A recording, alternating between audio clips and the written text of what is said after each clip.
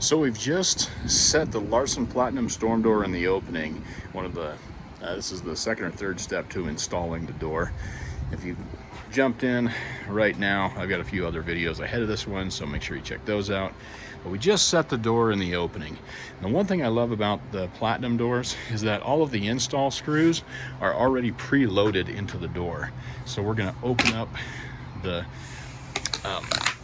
screw covers here. You just grab the edges and rotate it back, they'll pop out. And as you can see, the manufacturer already has the screws installed. They're just not sunk in yet. So this makes installation extremely easy.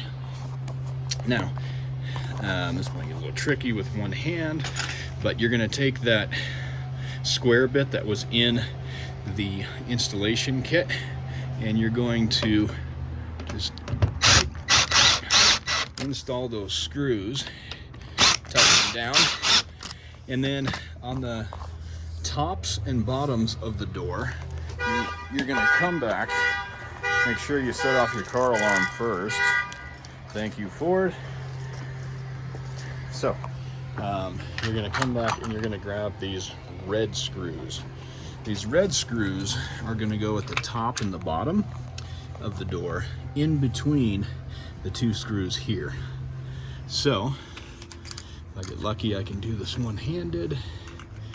I'm gonna set this screw right in there, twist it, and that is where these red screws go. They're longer and they just help secure and support the door in the opening. There you go. So the very bottom screw is silver, then red, then silver. That's what those screws are used for. So once you have the door in the opening, make sure you lock all of those screws down.